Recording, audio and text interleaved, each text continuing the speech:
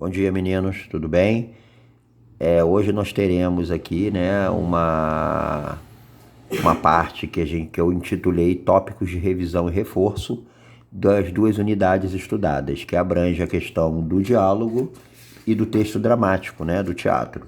Enfim, então, já começando aí, eu listei fazendo um resumo do resumo para que vocês entendam e não fique nenhuma dúvida quanto ao conteúdo.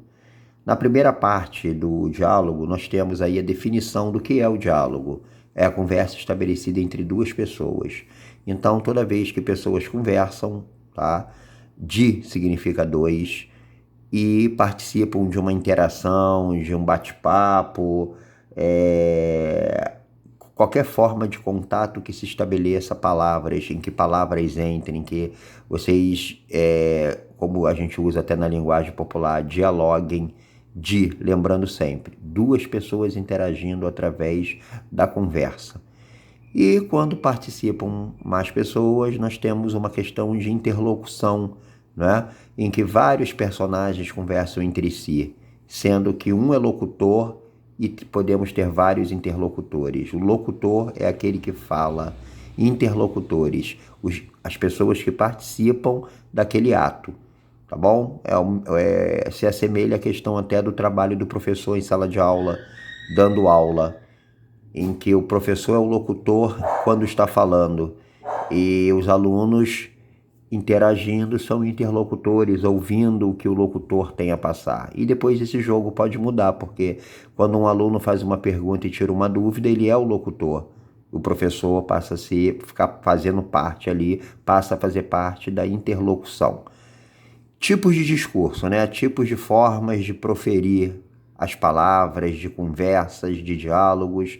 Discurso direto, que é a reprodução fiel da fala. O indireto vai relatar com suas palavras o que foi dito por eles, né? Vai fazer uma transcrição do que foi dito. E o indireto livre, que combina os dois. Vocês observam os exemplos no material anterior e no próprio livro, onde nós temos até textos que servem de base, tá? Base de exemplos para os três tipos de discurso. E aí entrando já na parte do texto dramático. O texto dramático, preparado para ser representado, né? São as peças teatrais, todas as apresentações teatrais em que nós temos essa questão da encenação, né? Dessa representação como um todo. Rubricas, indicadores que orientam os artistas a como proceder nas apresentações. Então, são aqueles indicadores que dizem das condições do palco, da iluminação, do som, os objetos que complementam o cenário. Então, tudo isso vem escrito no texto. Quanto à estrutura se organiza em atos, cenas e quadros. Então, nós já vimos na aula anterior essa questão, né? Que os atos são diversos momentos de desenvolvimento daquele conflito ali, né? Daquela questão da própria história. As cenas é a entrada e saída de personagens do cenário.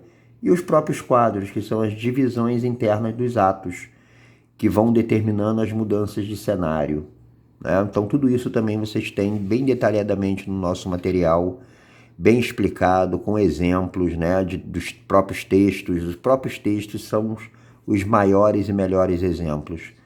E, para finalizar, as características do texto dramático. São textos narrativos, ou seja, contam histórias. Uso de diálogos, falas, né, vão sendo o tempo todo ali reproduzidas. Discurso direto, porque é a reprodução fiel das falas.